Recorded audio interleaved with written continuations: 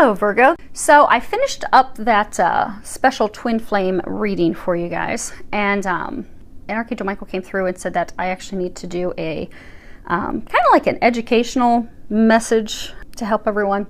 So this will be the first one that I've done of this. I know I've mentioned doing it before, but this is the first one where it's not a reading, it's just truly to impart some information to help you with your journey, because twin flames really are at a pivotal point right now. And if you're not a twin flame, which majority of people are not, because twin flames, they really are indeed rare. There's only 208,000 in the world. There's not many of them. But for twin flames that are out there, this is a pivotal time. It is a very important time for twins.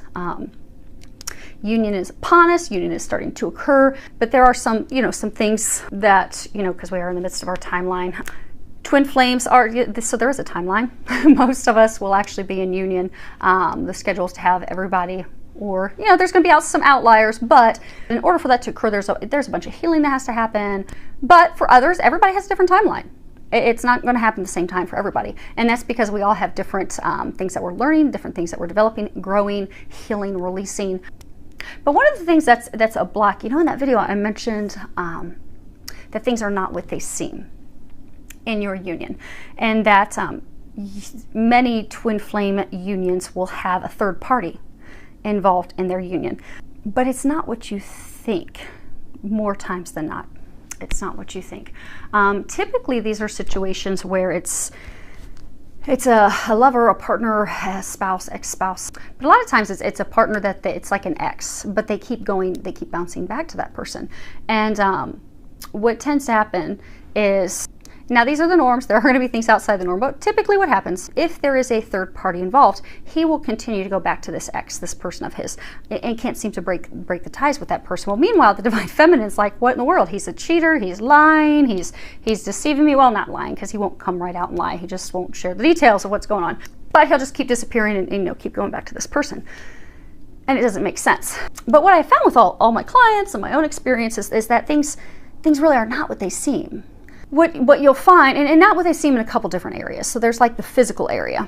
So you may find once you do come into union that, he was physically stuck in a contract with her. Maybe they shared property, or they had a shared business.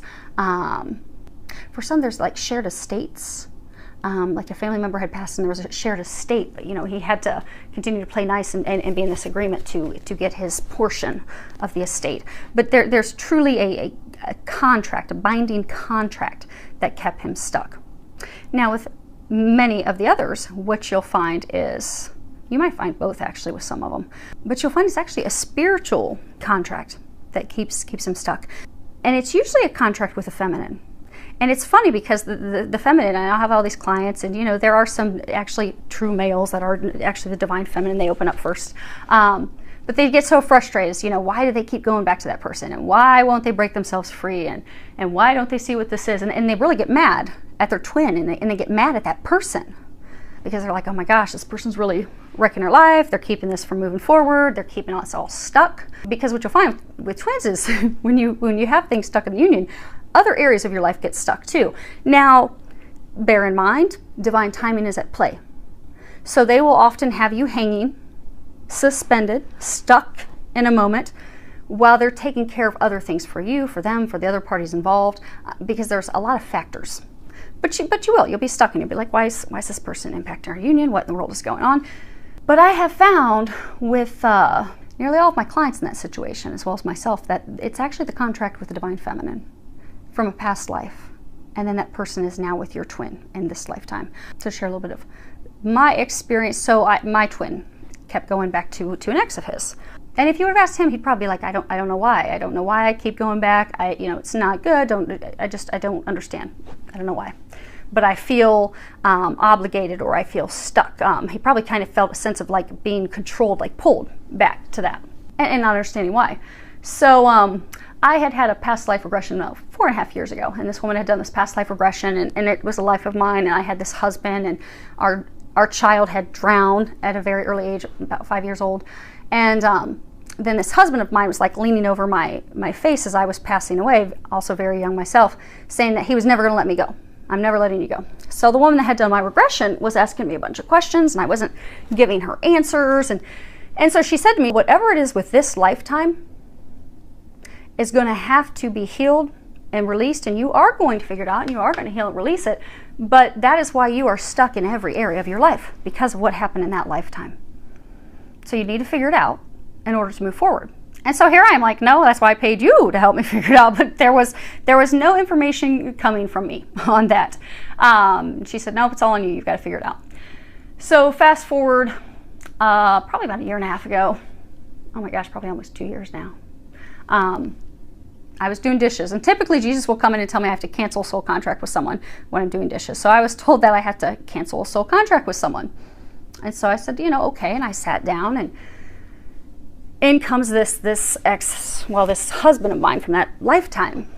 And as I'm staring at him getting ready to cancel a soul contract, his face morphed into the face of my twin's ex.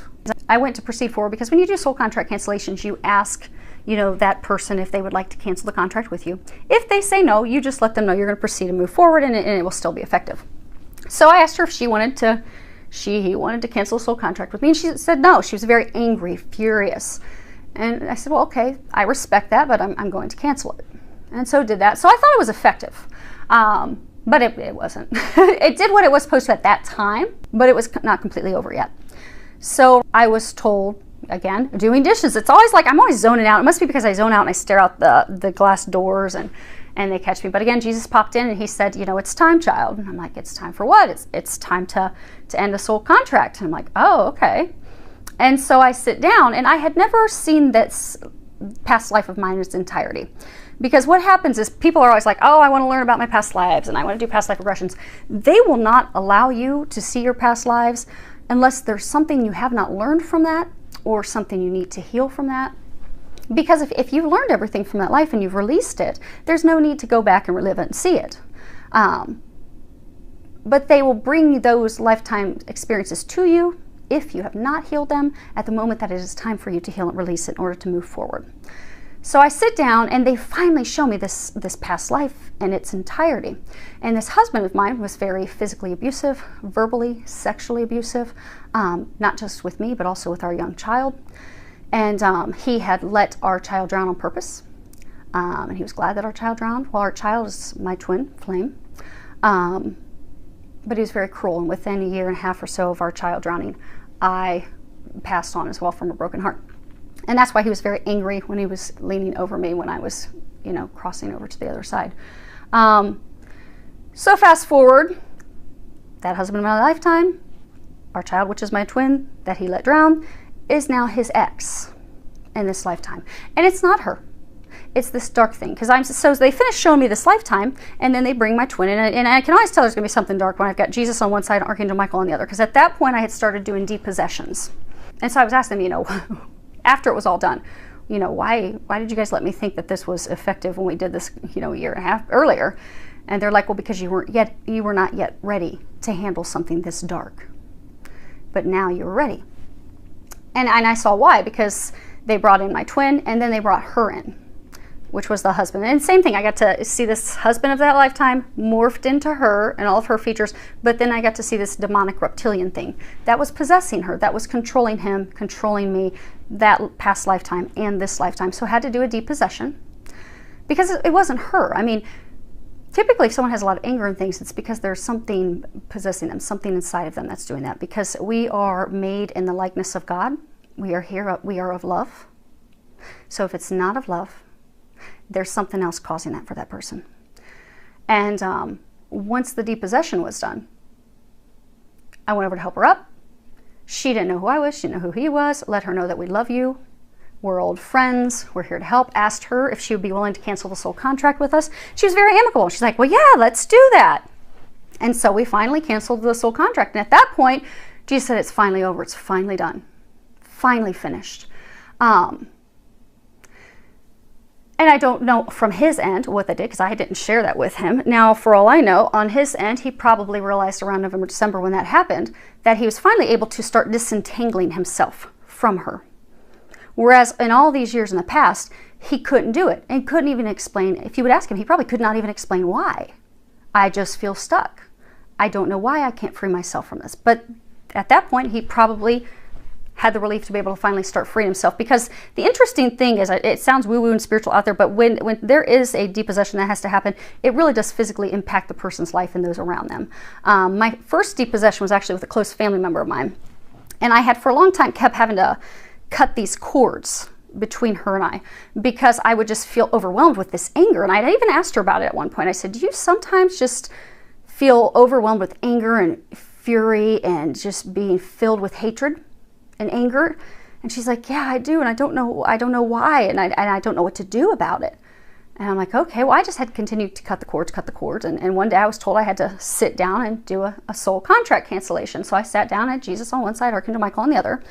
And in comes this family member of mine, and then her face morphed into this reptilian, demonic-looking thing. And one of its arms sprouted out to go and grab me, and Archangel Michael cut the arm off and said, no, not anymore. You're done. It's over today. And Jesus leaned over and told me, tell it to get out of her, child. Command it to get out. And I was like, no, because I was terrified. I was physically trembling. I've never been so scared. And I'm like, no, Jesus, you tell it to get out of her. And he's like, no, little one, you have to realize your power. Command it to get out of her. And I'm like, no. Archangel Michael, can you tell it to get out of her? And he's like, no, little one, it's your time. You have to do this.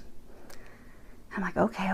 And so commanded it to get out. It was probably the weakest sounding command ever, but it worked. It was effective. It got out of her. I did not tell this family member of mine that until a few months later. We were talking. I asked her, how are you feeling? How have you been doing? And she's like, good. And I said, well, that anger that you were having, are you still having that anger? And she's like, no, I'm not. It's like completely gone. And so I, knowing the date of when we did depossession, asked her, I said, oh, so has it been gone for about 3 months? Maybe it stopped around this time. And she's like, yeah, actually, come to think of that, it's exactly when it stopped. She said, it's just great. I don't feel the sadness, the depression, the anger, this total hatred, fury coming out of me. She said, I'm just so happy again. I feel amazing. I don't even know why. So these things sound spiritual when we went out there, but they really do physically manifest in our lives. So with that being said, things are not what they seem with your twin. So if you are in a love triangle with your twin and they continuously go back to someone, please know that there's something spiritual to that. There's a lesson that they're needing to learn. There's a lesson that you're needing to learn. It's likely a soul contract between you and that person. It could be a contract between them. Now, what I've seen with most of my clients, it's a contract between the divine feminine. Because with this twin flame journey, it's the divine feminine that starts to give birth to this union, to start to do the work. So a lot of the stuff stems with contracts with the divine feminine. But what you'll also find with twin flames is one or both of them is going to have someone, a family member, a close friend, a lover, an ex, that is possessed by something demonic, typically. Because there's a spiritual war going on. And the dark do not want twins, which we are here embodying love. That's what it is. We are God's love incarnate.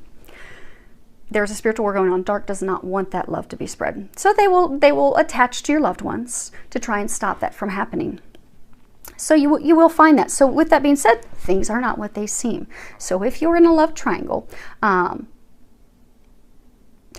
work on overcoming the fear, and because bottom line, it all stems down to fear. You're fearful that this person is going to keep you from coming into union with your beloved. So you will experience anger and jealousy and sadness and frustration, and oftentimes that is pegged on that person that your twin keeps going back to. But it's not them. It's really a lesson. It's something you may need help.